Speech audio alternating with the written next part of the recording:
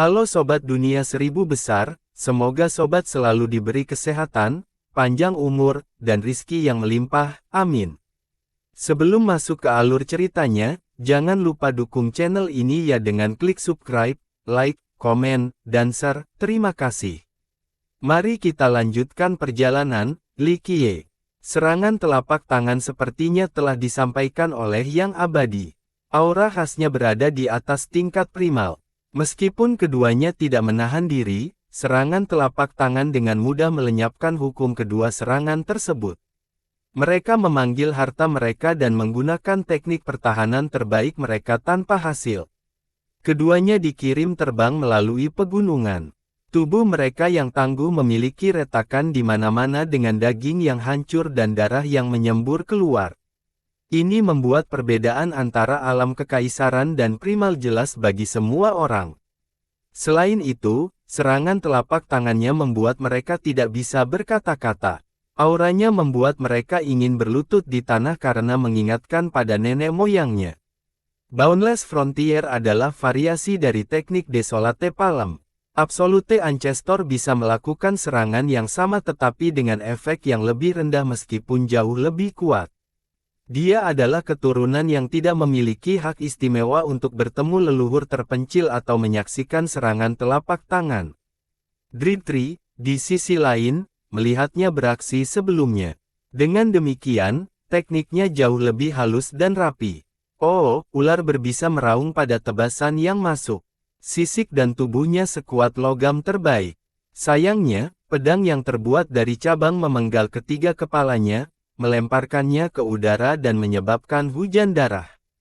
Kekuatannya yang layu memasuki tubuhnya, menghancurkan vitalitas, jiwa, dan kekuatan hidupnya. Ular berbisa menjadi mayat kering dalam sepersekian detik. Tidak, Goldclad dan Lost Metal meraung dengan marah. Semua orang tahu Dao Agung dan hukum pahala mereka berasal dari mengamati ular berbisa. Itu telah mengikuti mereka selama bertahun-tahun dan tidak berbeda dengan anggota keluarga. Kemarahan mendorong mereka untuk mengumpulkan semua kekuatan mereka. Dao Goldchart menutupi pohon animanya, menambahkan lapisan emas. Itu mendapatkan ketangguhan dan ketajaman, berubah menjadi senjata. Di sisi lain, pohon anima Lost Metal mulai rontok dan tampak layu. Namun demikian, ia mendapatkan aura kematian, mengubahnya menjadi binatang primal yang mampu menelan semua kehidupan.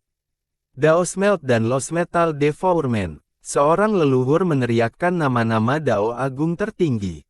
Para kaisar menggunakan teknik pamungkas mereka tanpa menahan diri. Bergerak. Sementara itu, petir meledak di atas, sumber utama kekhawatiran Kaisar Dritri. Layu yang sunyi. Dia menggunakan Grand Dao tertingginya juga.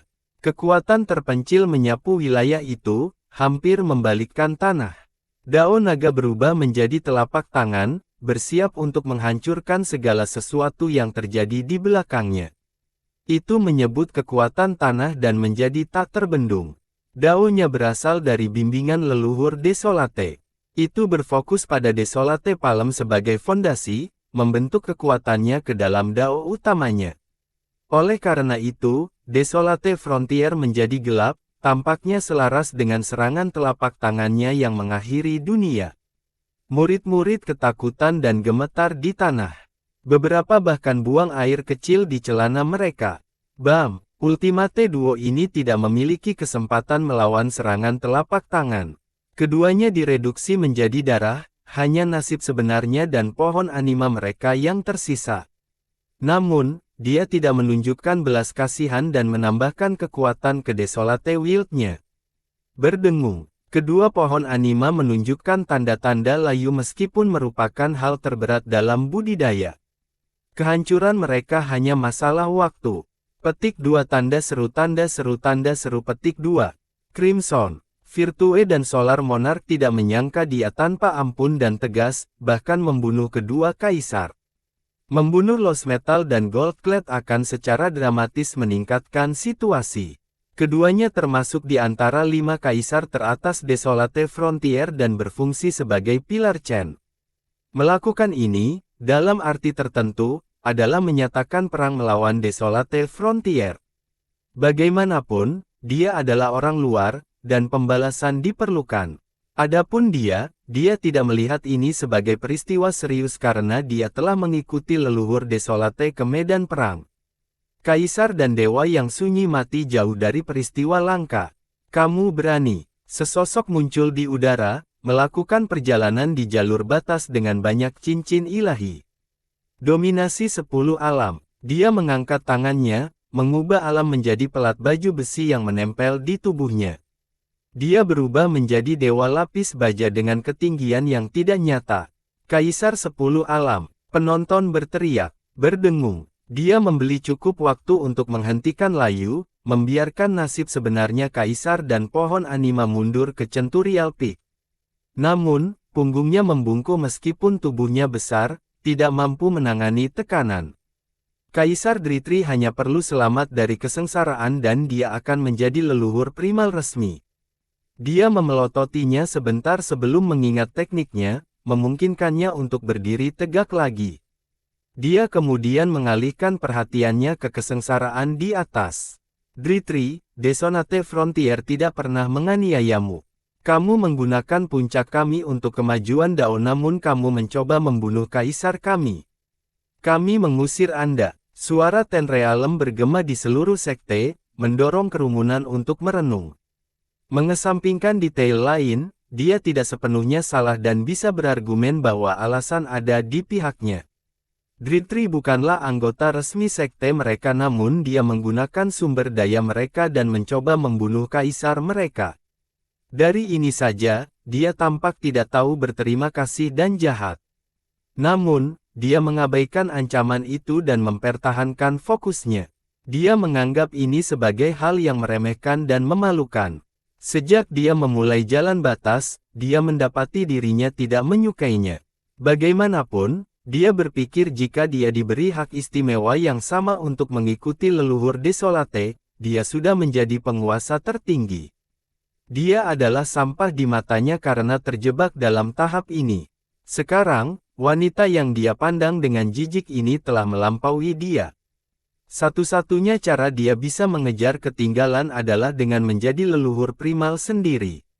Sayangnya, mengingat keadaan Chen yang jatuh, dia kehilangan banyak keuntungan. Jalan yang dulunya mulus menjadi sangat sulit. Kenyataan ini tidak dapat diterima oleh jenius yang sombong. Apa yang lebih buruk daripada dipandang rendah? Dipandang rendah oleh seseorang yang Anda pandang rendah. Dia benci bagaimana dia tidak repot-repot menatap lurus ke arahnya dan berada di tempat yang lebih besar. Dritri, ayo lawan denganku. Dia menantangnya dan memanggil palu besar. Itu memiliki pegangan yang memanjang, memungkinkannya bertumpu pada bahunya. Kepalanya tidak konvensional, silinder berputar yang ditempa dari lapisan atas lapisan pelat besi berat. Jadi, ketika martil ini berputar, ia mengeluarkan suara gerindra seolah-olah sedang menggiling seluruh dunia di bawahnya.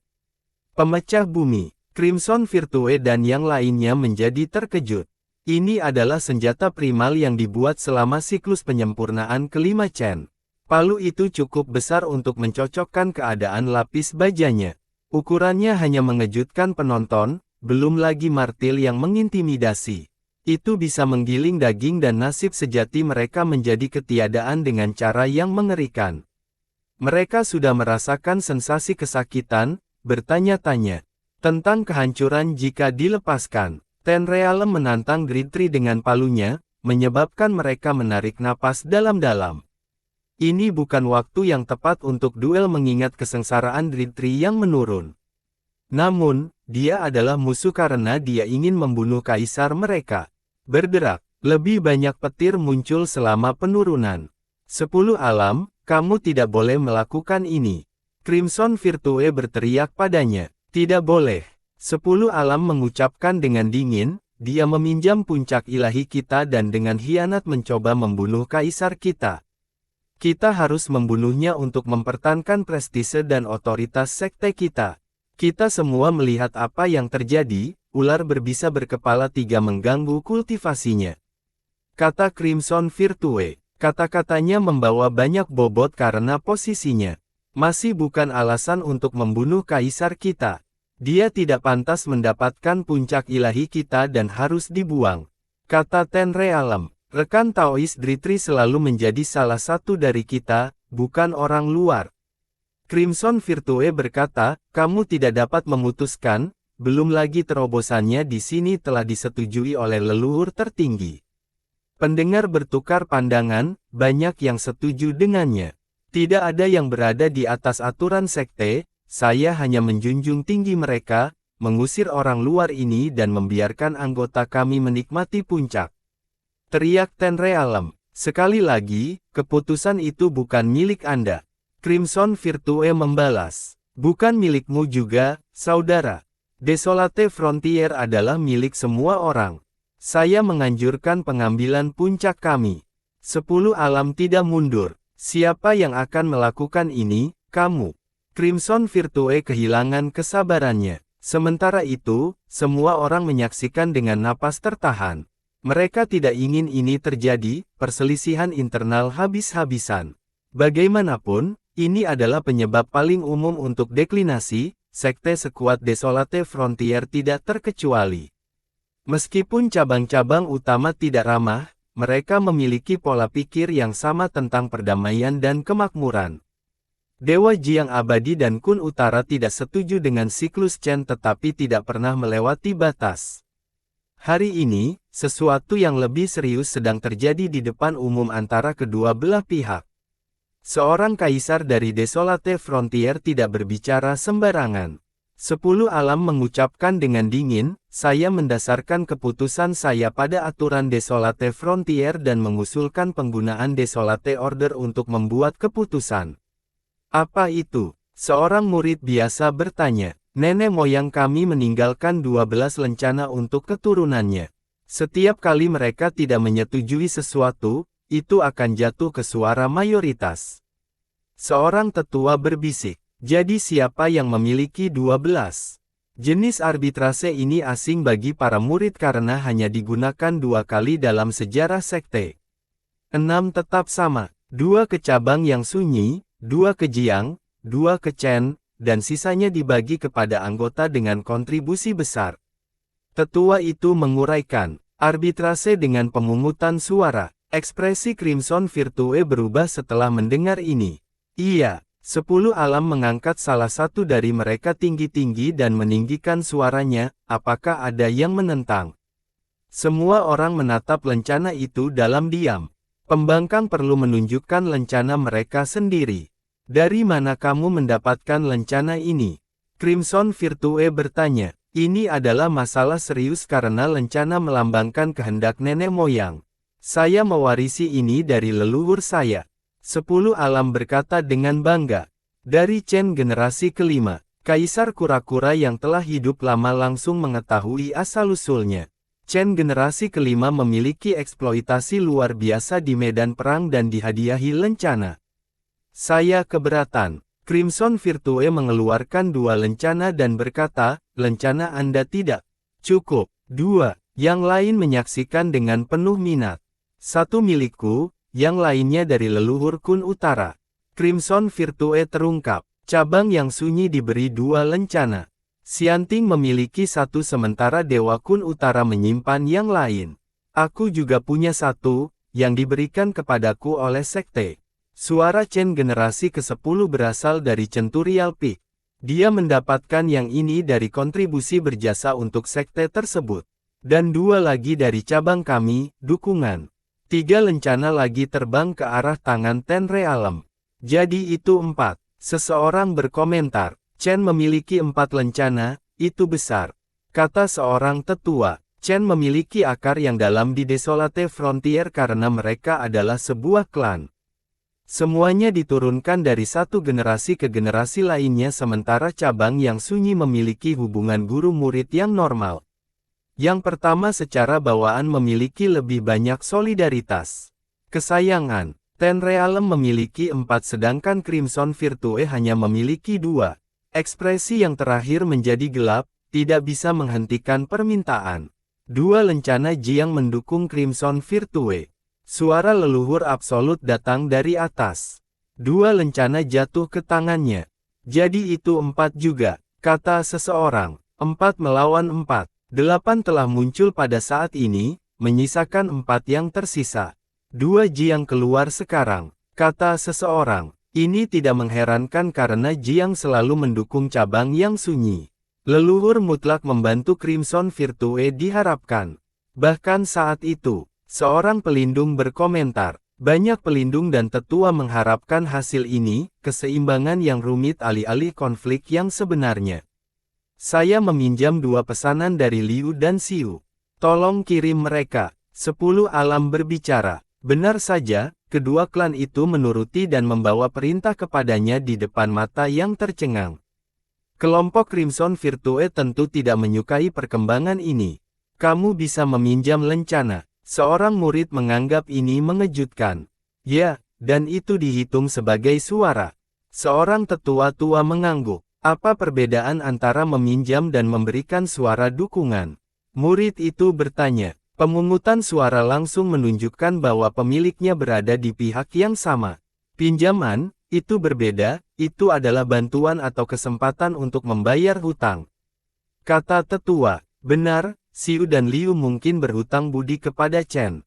Sekarang saatnya untuk membayar. Seorang dewa yang sunyi menambahkan. Semua orang tahu kedua klan ini adalah keturunan dari 7 bintang.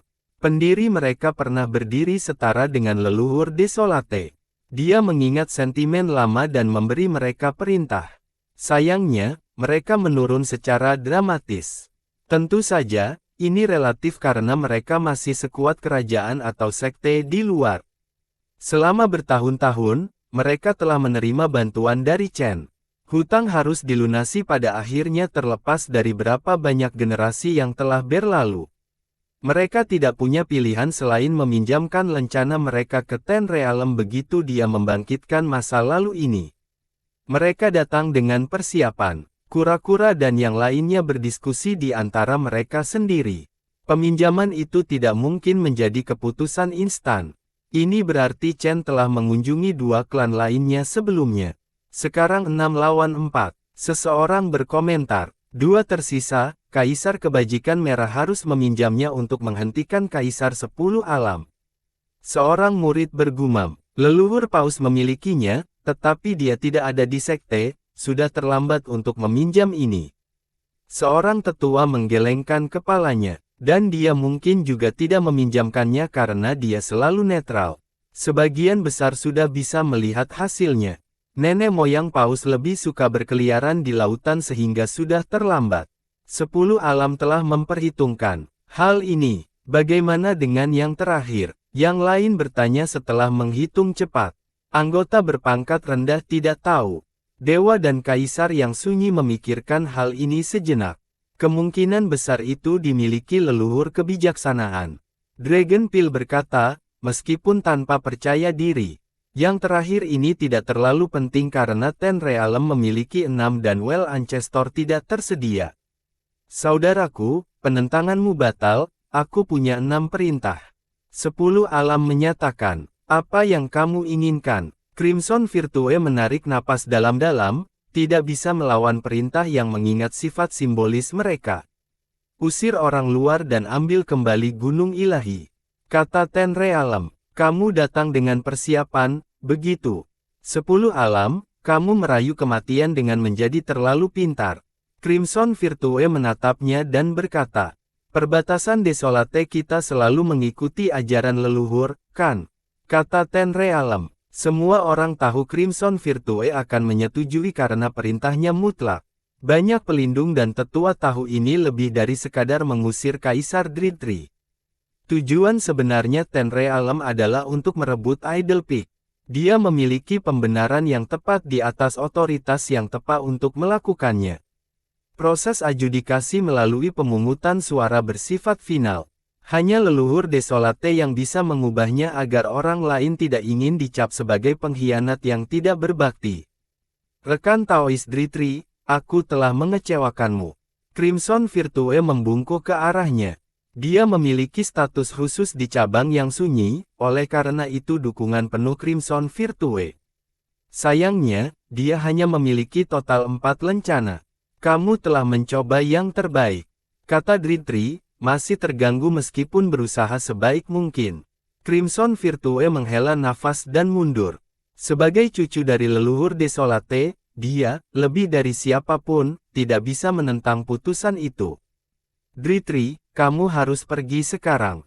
Idle Peak akan berada di bawah pengawasan kami mulai sekarang, kata Tenrealem sambil memegang 6 lencana. Dritri meliriknya sebelum menatap kesengsaraan lagi. Ledakan konstan sebelum turun, ini berarti itu tumbuh lebih kuat dan lebih kuat. Namun, dia tidak terburu-buru dan ingin menunggu semuanya. Kamu berani menolak Desolate Orders. 10 alam diliputi oleh kecemburuan dan kemarahan. Jika saya bukan anggota Desolate Frontier, lencana ini tidak berarti apa-apa bagi saya. Saya melayani tuannya, bukan perbatasan terpencil.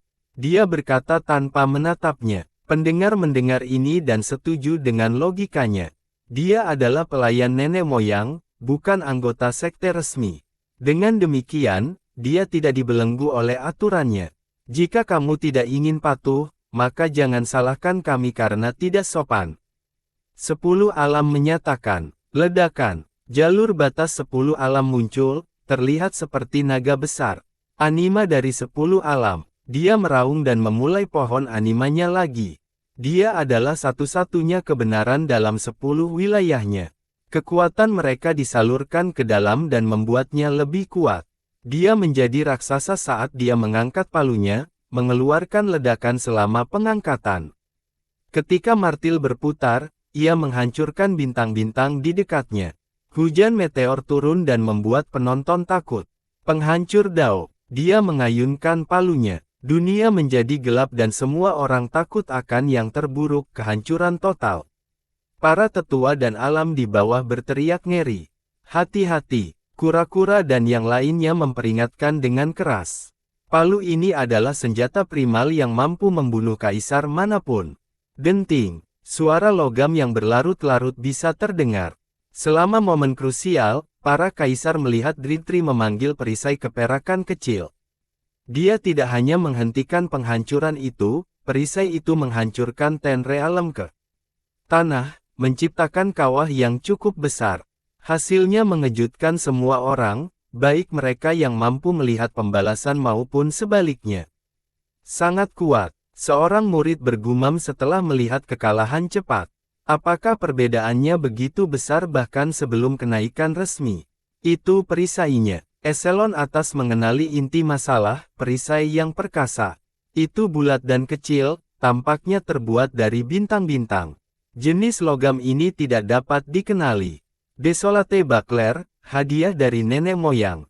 Leluhur absolut menghela nafas. Buckler yang sunyi. Yang lain mengulangi namanya. Aku masih muda ketika diberi perisai ini oleh guru. Dritri dengan lembut menggosok perisai. Penonton menyaksikan dengan tertahan, menyadari bahwa mereka meremehkan gravitasi sebenarnya dari peran sebelumnya. Seorang pengikat yang diberikan kepadanya oleh nenek moyang seharusnya tidak memiliki masalah untuk mengalahkan artefak tingkat primal. Anda, 10 alam memanjat, berlumuran darah dan diliputi oleh kemarahan dan ketakutan. Dia pikir kemenangan berada dalam genggaman hanya untuk dikalahkan setelah satu gerakan. Kamu tidak memenuhi syarat untuk berbicara di hadapanku ketika aku mengikuti guru. Dia menatapnya dengan jijik. 10 alam mengira Dritri adalah seorang pembudidaya yang tidak berharga yang terjebak di alam kekaisaran meskipun tuannya. Karena kurangnya bakatnya, dia dikembalikan ke sektenya. Dengan kata lain, leluhur Desolate tidak lagi menginginkan layanannya tetapi mengakhirinya dengan sopan. Sekarang, tatapannya yang menghina membuatnya ingin muntah darah. Bersambung.